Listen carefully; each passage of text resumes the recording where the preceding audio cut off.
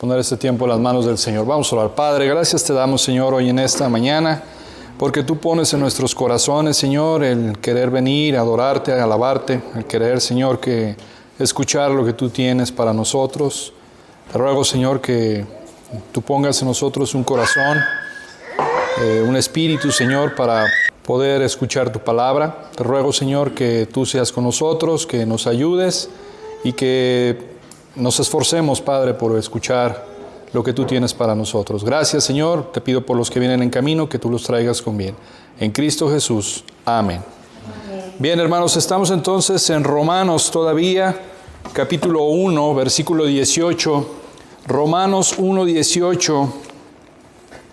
La semana pasada vimos algo con respecto a la ira de Dios. Decíamos que este es un pasaje que va del 1:18 hasta el 3:21.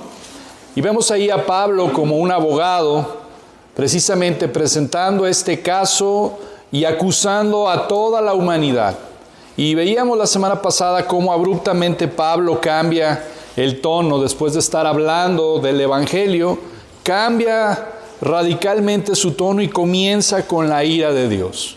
Y comienza con la ira de Dios precisamente para reforzar la necesidad que el hombre tiene del Evangelio. Desesperadamente el hombre necesita el Evangelio. ¿Por qué? Porque está bajo la ira de Dios. Veíamos entonces que había 5 tipos de categorías, más bien 5 categorías de ira. ¿Las recuerdan? ¿Quién las tiene? A ver. La ira escatológica. Ajá, la ira escatológica.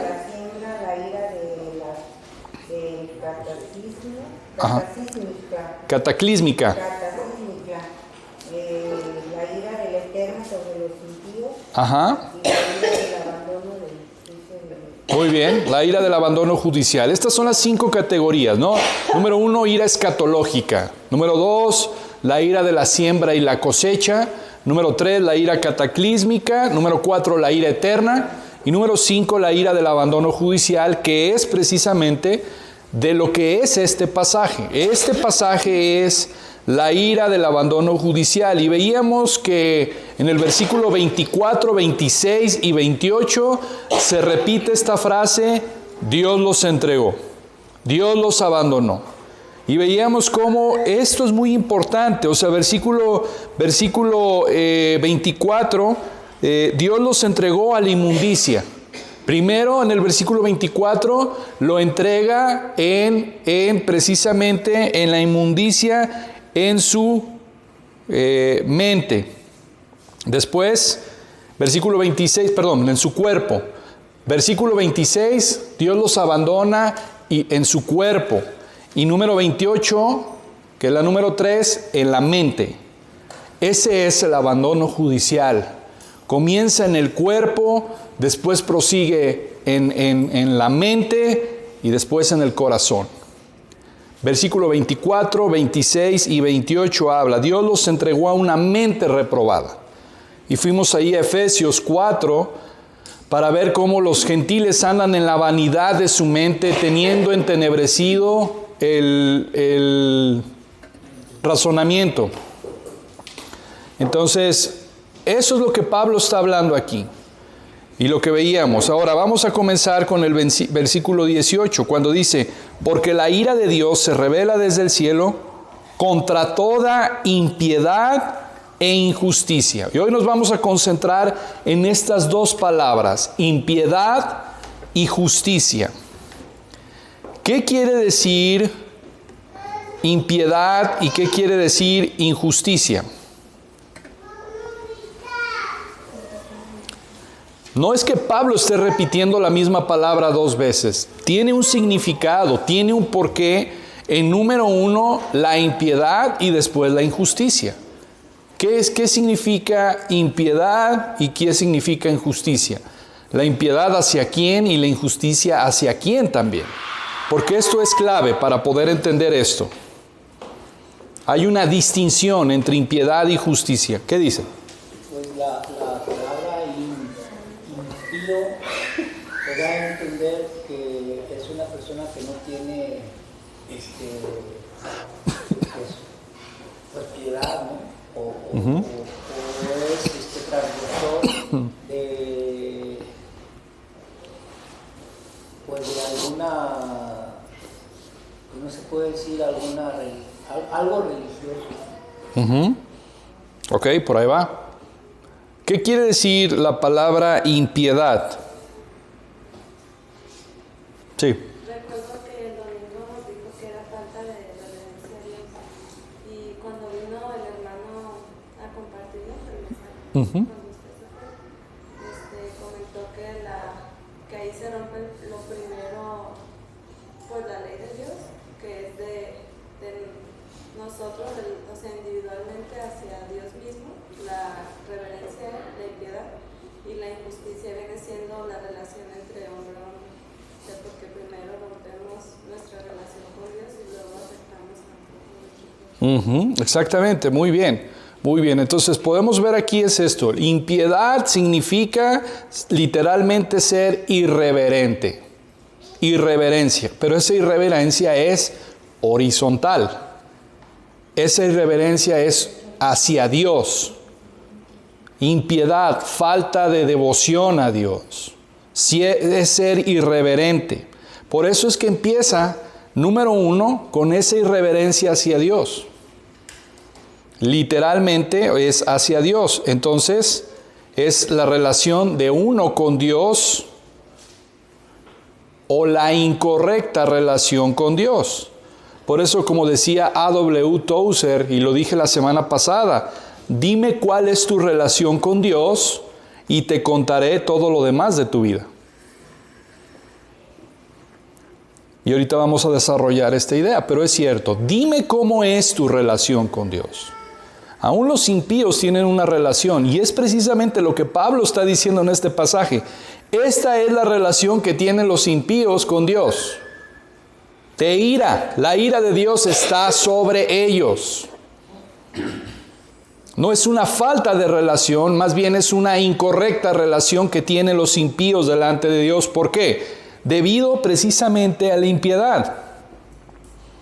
Entonces, la injusticia es horizontal.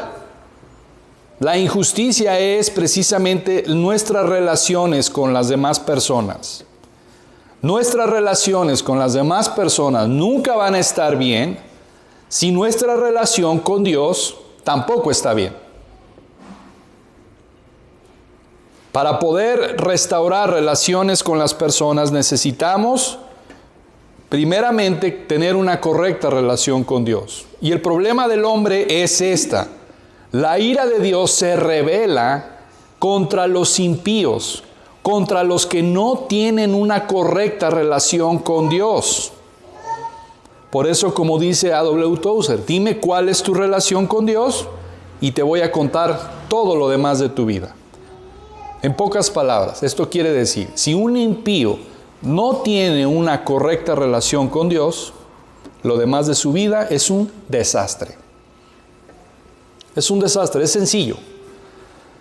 Si nosotros no tenemos una relación correcta con Dios, no la vamos a tener con los demás.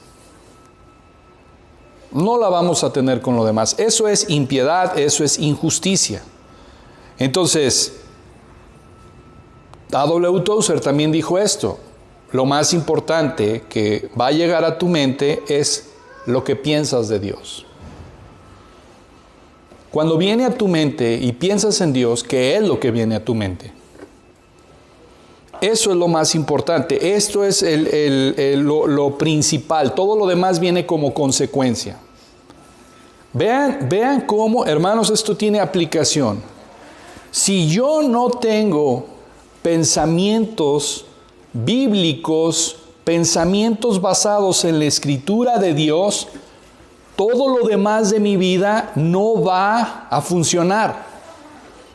Y aquí está precisamente cuando nosotros, de una manera práctica, si nosotros queremos andar en santidad, primeramente tenemos que entonces conocer a Dios. Porque lo que viene a tu mente con respecto a lo que piensas de Dios, lo demás de tu vida viene en cascada. Si nosotros no tenemos conocimiento de Dios en nuestras vidas, no vamos a tener vidas santas. El domingo pasado en la predicación hablábamos de discernimiento espiritual. Y va a haber una prédica precisamente cómo pensar bíblicamente.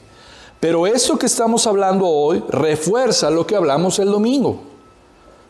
Si nosotros no tenemos pensamientos basados en la palabra de Dios, de Él, no vamos a poder nosotros en nuestra vida andar en santidad.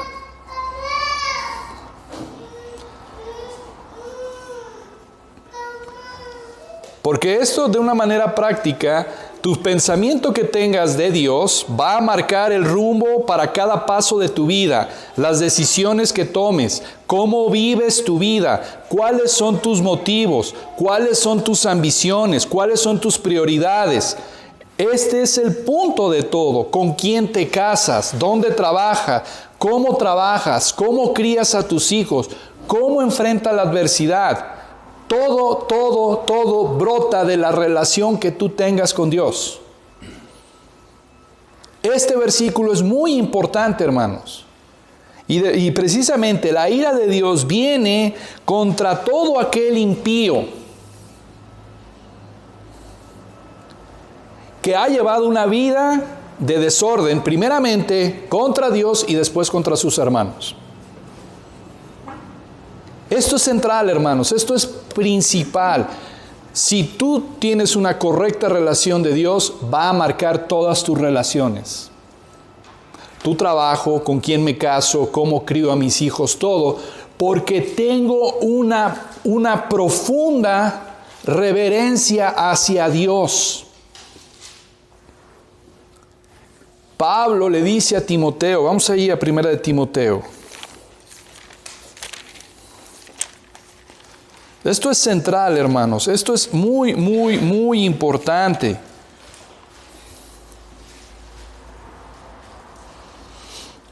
Versículo 7, 1 de Timoteo 4, 7.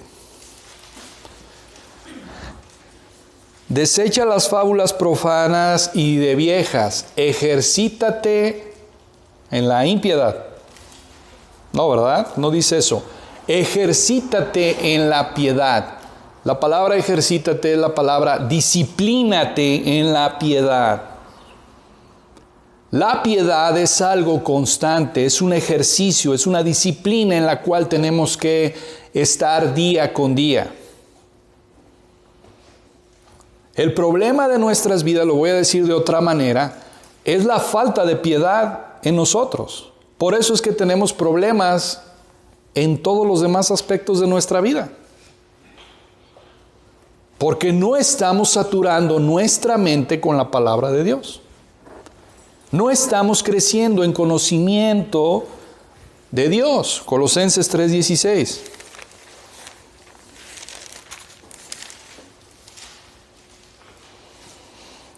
La palabra de Cristo, el conocimiento de Cristo, podemos decirlo de otra manera, mora en abundancia en vosotros. Y ese conocimiento, ¿qué va a pasar? Enseñando. Nos va a enseñar, nos va a exhortar unos a otros, ¿en qué? En toda sabiduría. Hablamos la semana pasada de la falta del discernimiento.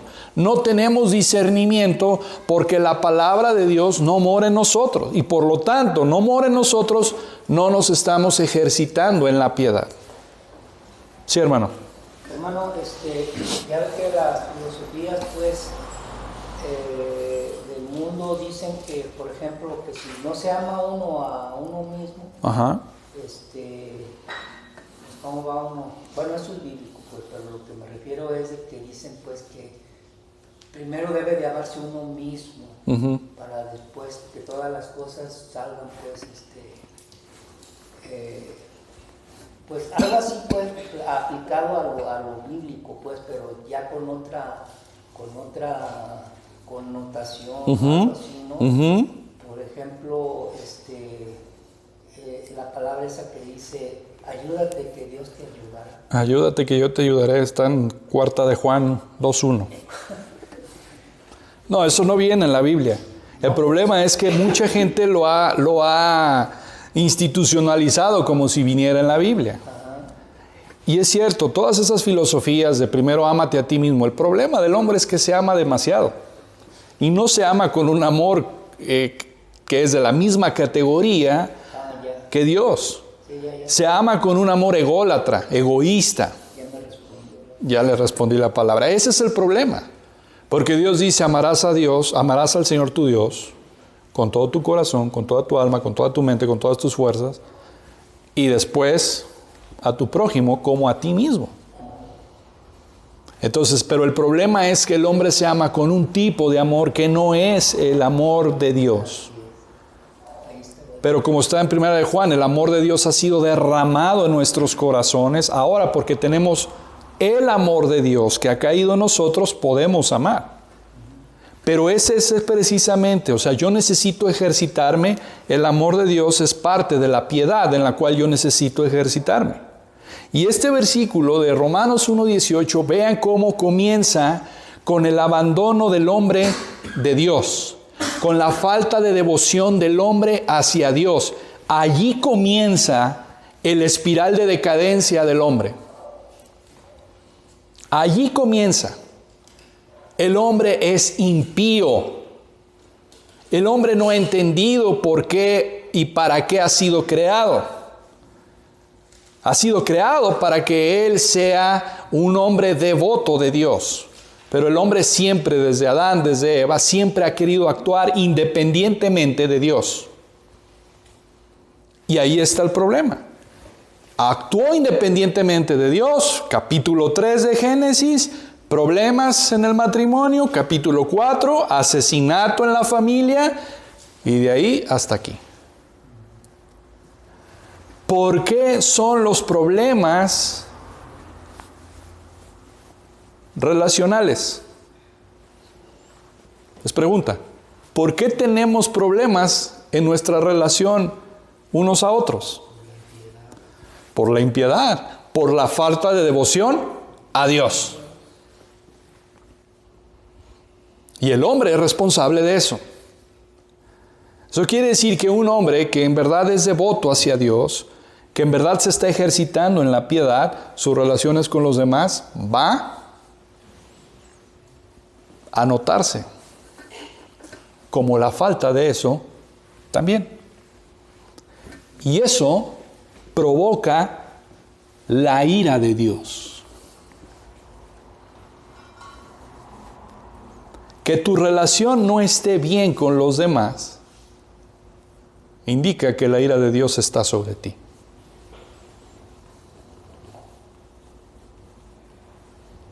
Porque el problema no son los demás, el problema eres tú con Dios. Por eso es que este versículo es central, por eso es que cada versículo que vayamos avanzando en Romanos, tenemos que regresar a Romanos 1, 16, 17. Por eso es que necesitamos desesperadamente el Evangelio. Por eso es que necesitamos desesperadamente el Evangelio. El Evangelio no es solamente predicarlo el domingo, un domingo de culto evangelístico como comúnmente nos han acostumbrado. El Evangelio tiene que estar presente en todas las predicaciones, en todas las clases. Siempre tiene que estar presente el Evangelio. Porque el Evangelio es poder de Dios para salvación. Esta serie que estamos estudiando de vidas en transformación, el poder de Dios es para vivir una vida de transformación. El Evangelio es poder de Dios. El Evangelio es lo que necesitamos para poder vivir vidas de transformación. Y aquí está, hermanos, no podemos vivir vidas en transformación mientras yo no tenga una correcta relación con Dios, que es impiedad, y se manifiesta en injusticia hacia mis hermanos. No se puede. Número 1, la impiedad es dirigida hacia Dios. Número 2, la injusticia es dirigida hacia mis hermanos. Horizontal, vertical.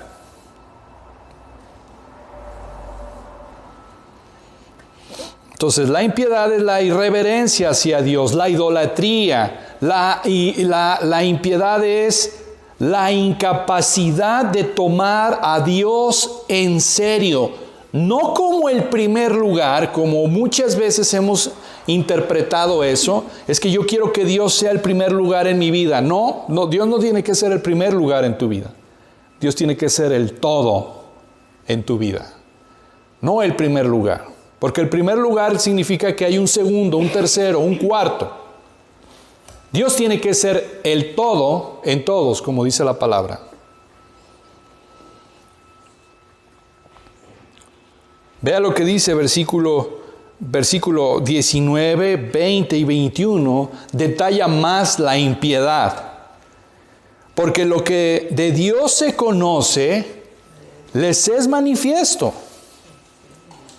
Pues Dios se lo manifestó, porque todas las cosas invisibles de Él, su eterno poder y deidad, se hacen claramente visibles desde la creación del mundo, siendo entendidas por medio de las cosas hechas, de modo que no tienen excusa. No hay excusa. Yo no sé lo que es impiedad. No. Dios dice en su palabra que desde un principio Dios ha manifestado todo. El problema es, detienen con injusticia la verdad, suprimen, reprimen la injusticia y la verdad. Ese es el verdadero problema del hombre. Detienen, no es la falta de conocimiento, no es que no conozcan, sino que detienen. Si les gusta subrayar la Biblia, ahí es donde empieza. Detienen, suprimen, retienen.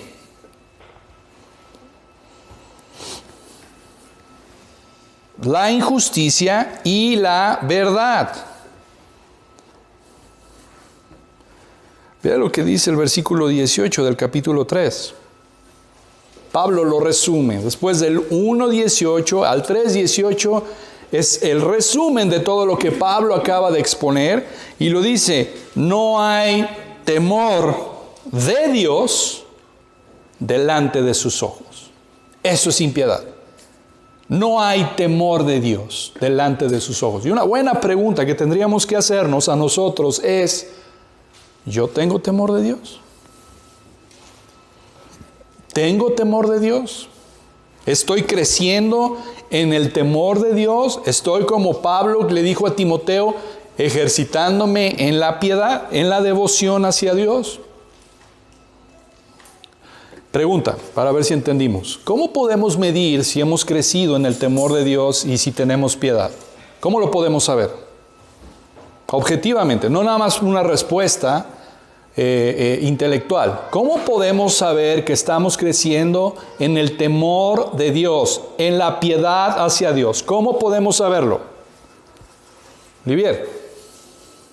Me acordé del versículo que dice de 1 de Juan, bueno, a través de las relaciones con los hermanos, que no ama, que cómo puedes amar a Dios si no amas a tu hermano a quien ¿No has visto? no lo hemos visto. Entonces, la manera objetiva de ver si en verdad hay temor de Dios en mi vida es el amor hacia mis hermanos, mis relaciones que tenga con las demás personas. Ahí es donde veo si en verdad estoy teniendo temor reverente de Dios, si en verdad hay piedad en mi vida o no la hay. No es solamente el hecho de decir yo amo a Dios. No solamente es eso, es el hecho de mostrarlo objetivamente.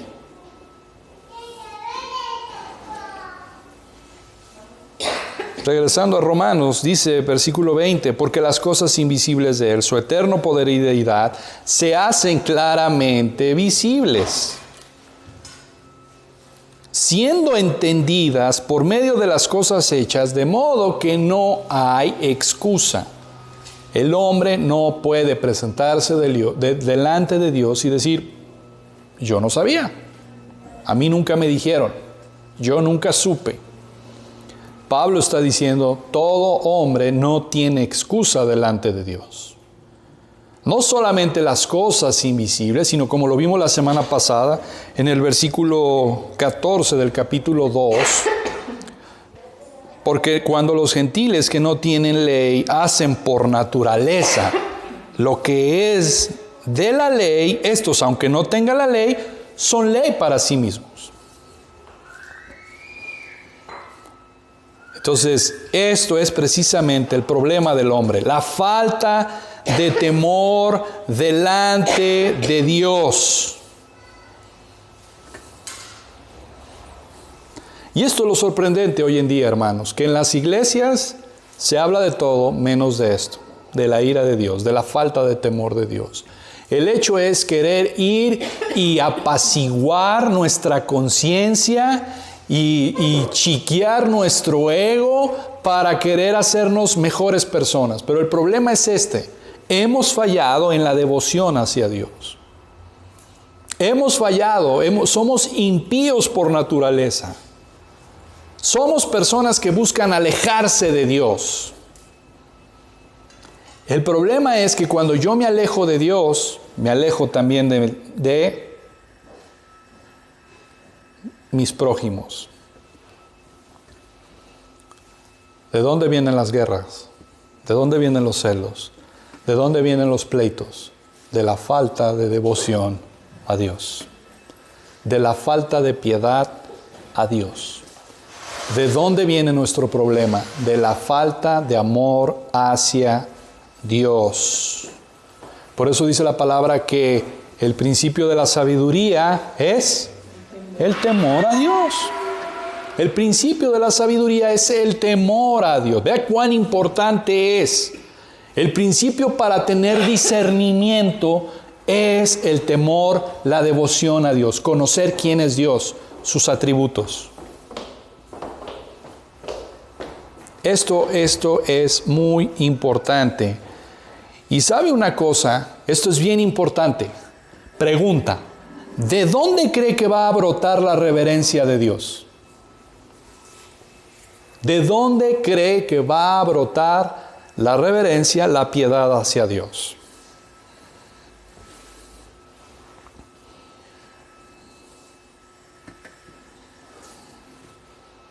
Pues por el ejercicio de estarse pues ejercitando en la piedad. Sí, pero hay algo antes de eso. Es cierto lo que usted dice. Hay algo antes. La reverencia de Dios va a brotar de la comprensión de que estamos bajo el juicio de Dios.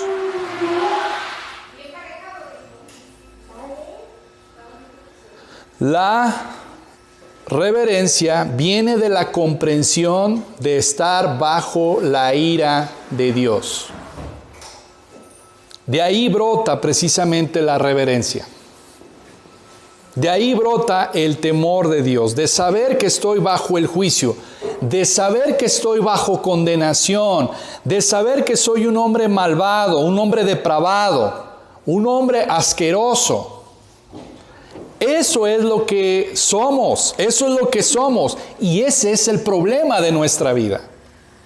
Si nosotros no comprendemos lo pecaminoso que somos, no va a haber temor delante de Dios.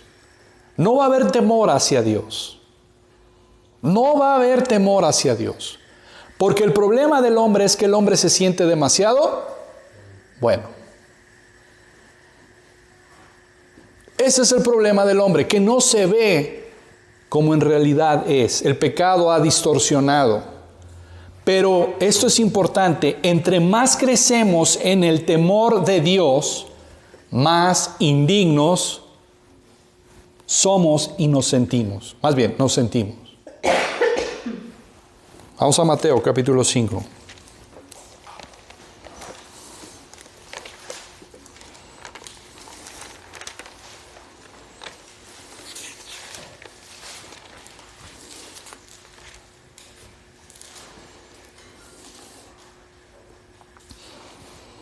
Versículo 3 y 4. Dice la palabra: bienaventurados los pobres en espíritu, porque de ellos es el reino de los cielos. Los quebrantados, los que son pobres en espíritu, los que no son altivos, los que no son orgullosos, los que no son soberbios, sino que son pobres en espíritu. Bienaventurados los que lloran, porque ellos recibirán consolación. Cuando está hablando de llorar, no está hablando de todas las personas que lloran. Los impíos también lloran. El mundo llora. Está hablando de los que lloran su pecado, su ruina espiritual, su condición, los que necesitan a Dios. Entre más conoces a Dios, más lloras. Y no me estoy refiriendo a solamente llorar físicamente, sino lamentas tu condición que tienes delante de Él. Por eso hemos dicho anteriormente, un hombre que en verdad ha sido regenerado, que ha nacido de nuevo, crece en arrepentimiento y fe. Un hombre piadoso es aquel que está creciendo en arrepentimiento y fe. No solamente en arrepentimiento, sino también en fe. Esa es otra forma de saber si en verdad somos hombres piadosos y mujeres piadosas o no. Si estamos lamentando nuestro pecado. Y por ende, cuando lloras y lamentas tu pecado, más necesidad tienes de Dios. El hombre que no lamenta su pecado, el hombre que no lamenta su necesidad, no tiene necesidad de Dios. Por lo tanto, se vuelve impío. Y al volverse impío delante de Dios, comete injusticias para con los demás hombres. Por eso es que muchas veces entre cristianos se cometen demasiadas injusticias.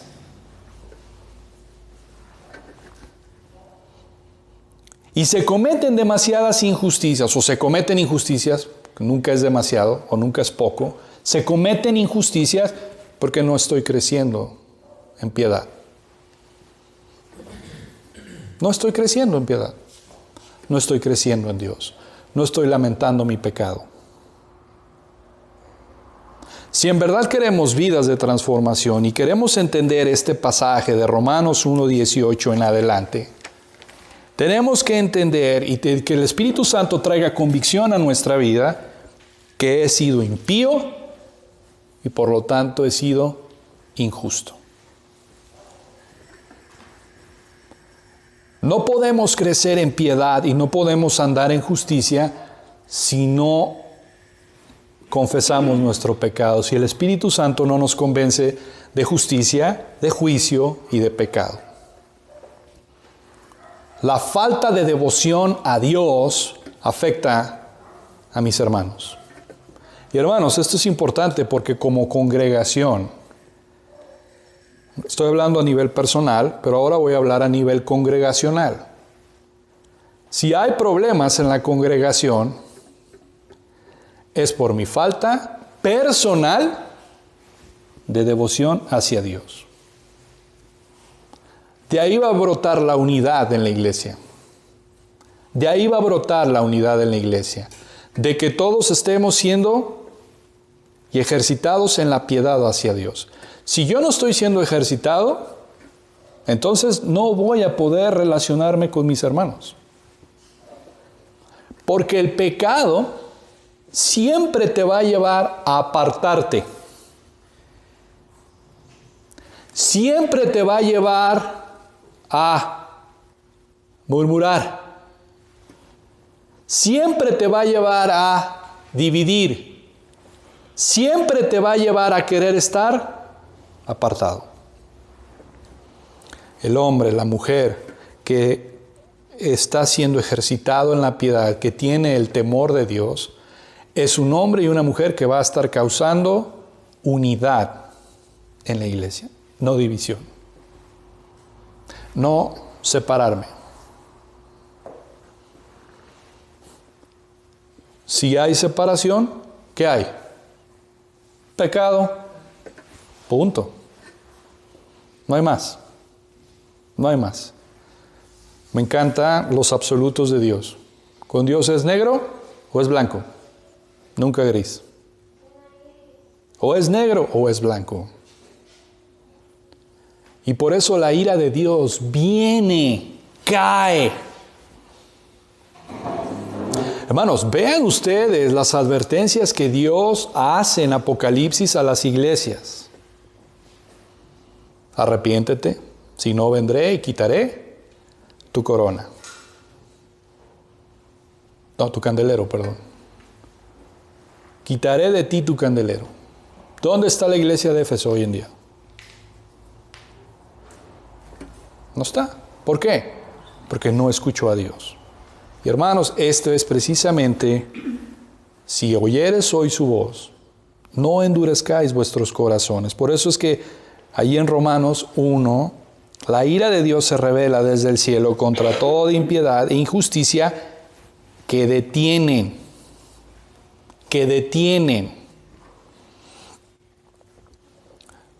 Solamente quiero volver a recalcar esto. La reverencia de Dios brota de la comprensión de estar bajo su juicio, bajo condenación. De ahí va a brotar.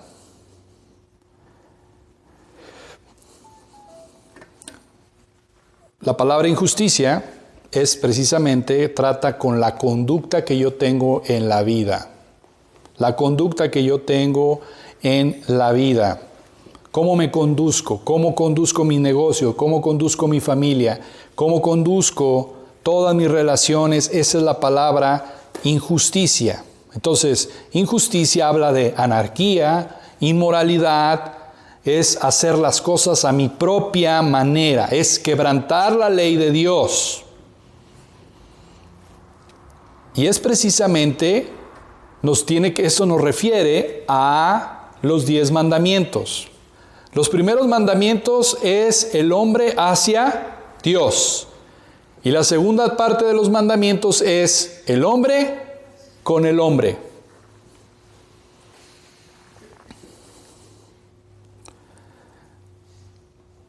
Ahora, esto es importante.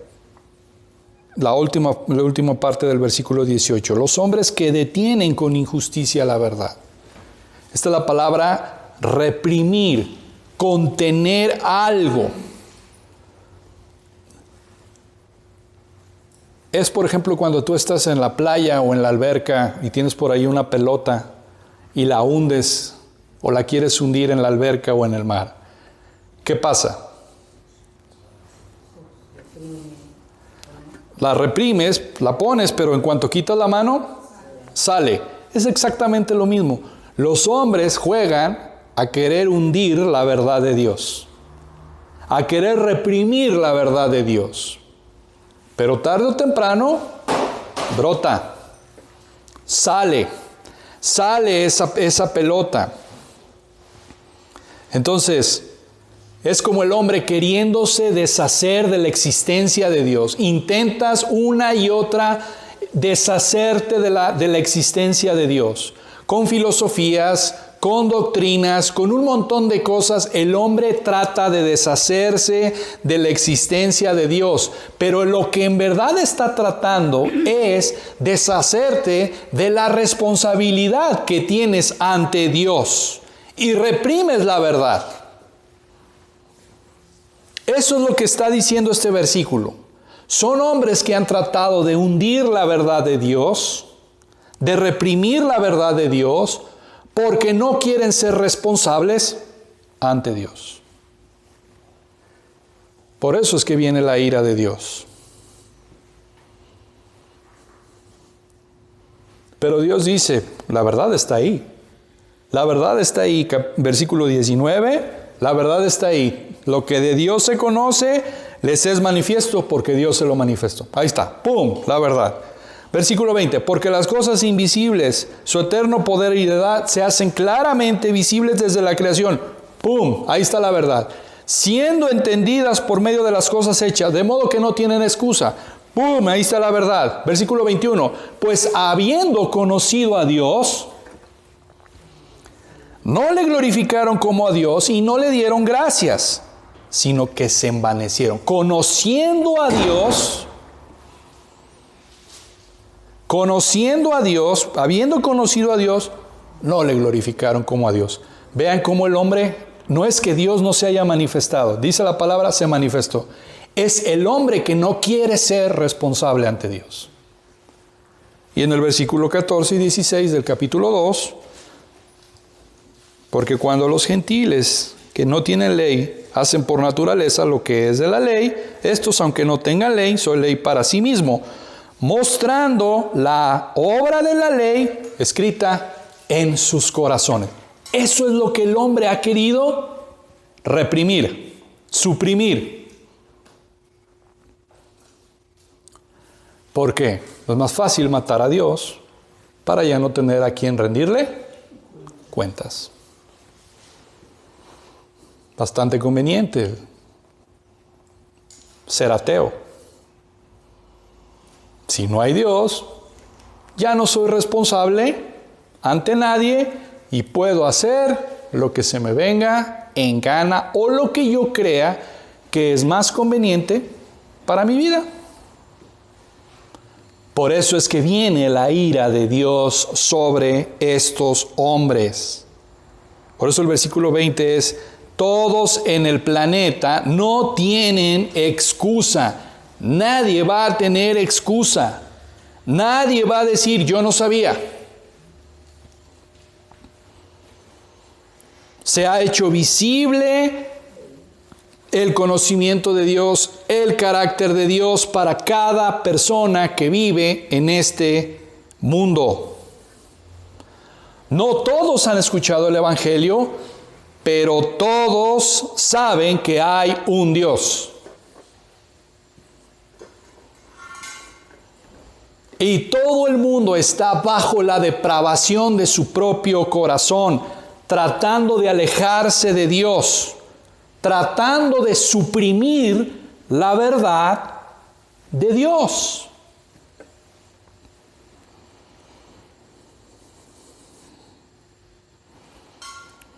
Este es el problema del hombre.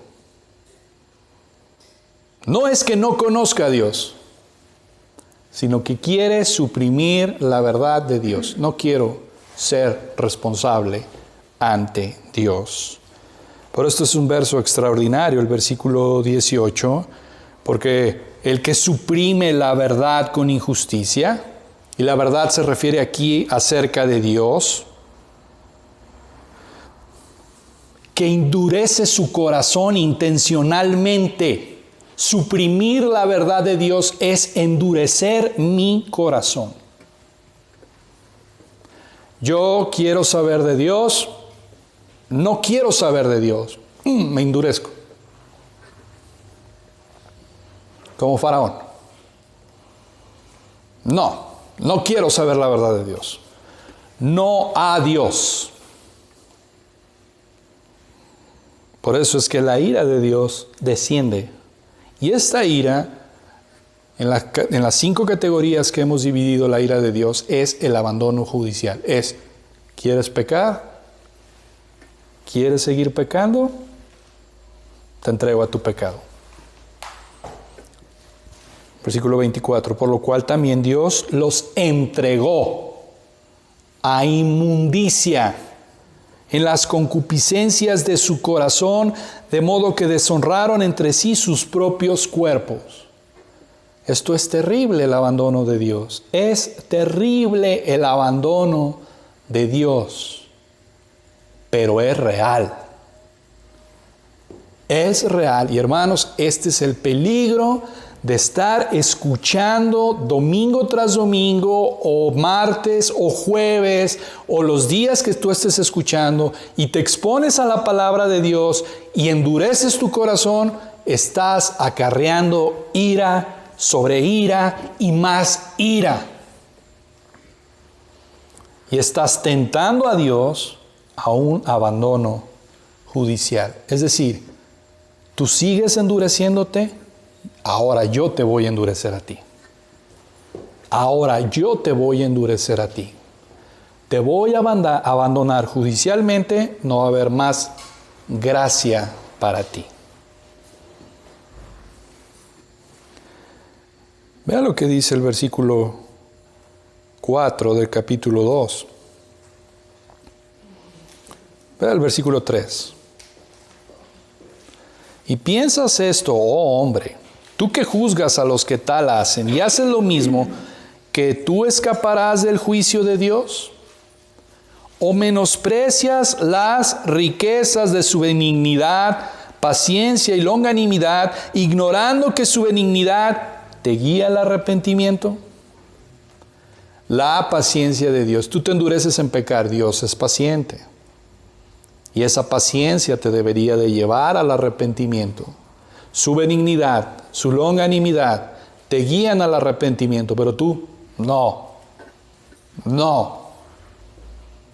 No quiero tener una correcta relación con Dios. Quiero seguir viviendo mi vida como se me pegue la gana.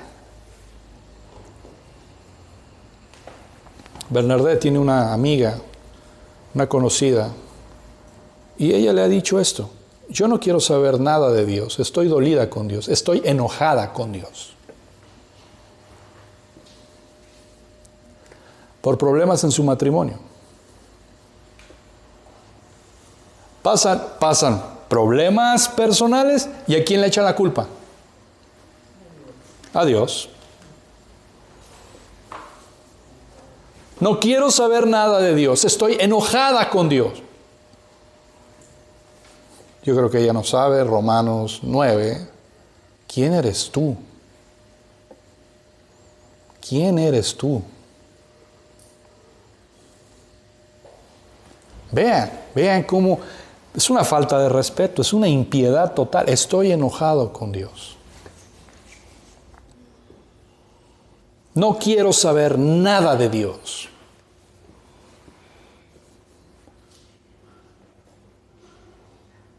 El problema es que mucha gente lo dice también. No quiero ir a la iglesia porque en la iglesia son esto y lo otro. Y he tenido problemas en esto. Pero Dios, ¿qué culpa tiene Dios? Pues que no pone remedio. Que no pone remedio, o que, ¿sabes qué? Pues aprovecho para excusarme y ser una excusa para no hacer lo que yo tengo que hacer, porque Dios es el culpable.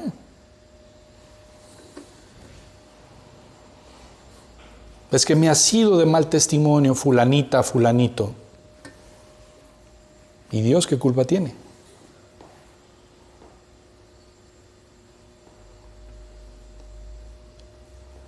Pero es más fácil culpar a Dios y justificar mi actitud. Justificar mi actitud. Entonces, Pablo está hablando de la ira presente. Pablo está hablando de la ira presente. Cuando pasa esto, la ira de Dios cae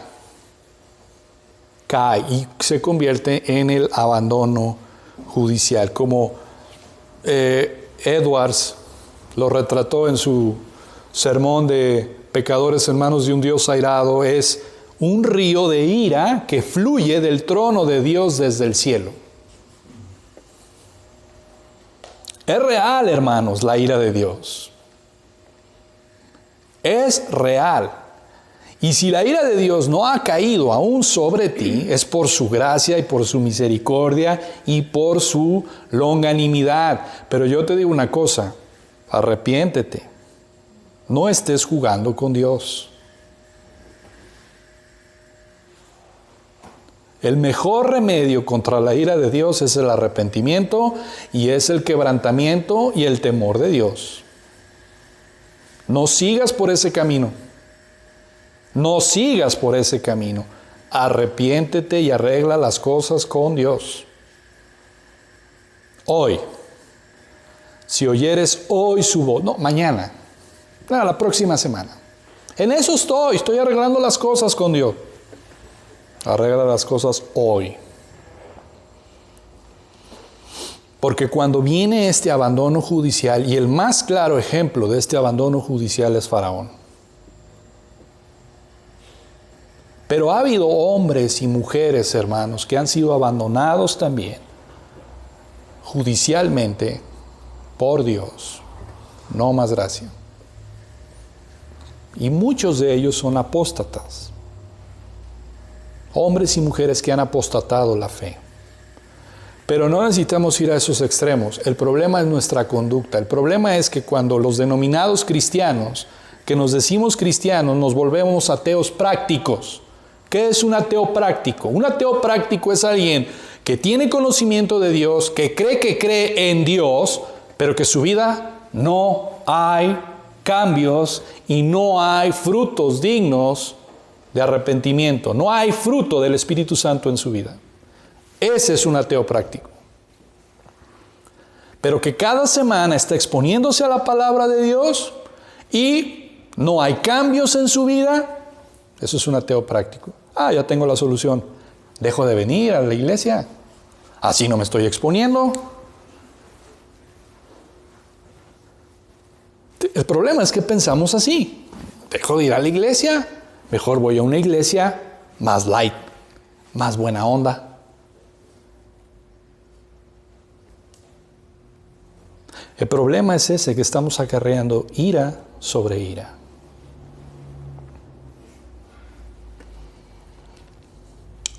Pero gracias a Dios, precisamente,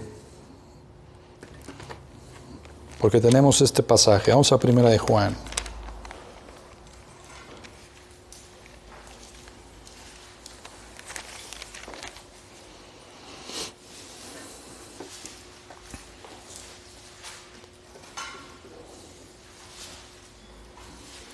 Capítulo 1, versículo 9. Voy a empezar con el 10. Y con esto voy a terminar. Si decimos que no hemos pecado, si yo digo que yo no soy un impío, si yo digo que no hay injusticia en mi vida, ese versículo de Romanos 1:18 no es para mí. Si decimos que no hemos pecado, le hacemos a Él mentiroso. Y su palabra no está en nosotros. Versículo 9. Pero si confesamos nuestros pecados, Él es fiel y justo para perdonarnos y limpiarnos de toda nuestra maldad. Él es fiel y justo para perdonar nuestros pecados y limpiarnos de toda maldad. El mejor remedio para el versículo 18 contra la impiedad y la injusticia es confesar nuestros pecados. Y Él es fiel y justo, así como Él es verdadero y dice que la ira de Dios, la ira de Él cae, también dice que el que confiesa sus pecados, Él los perdona y los limpia.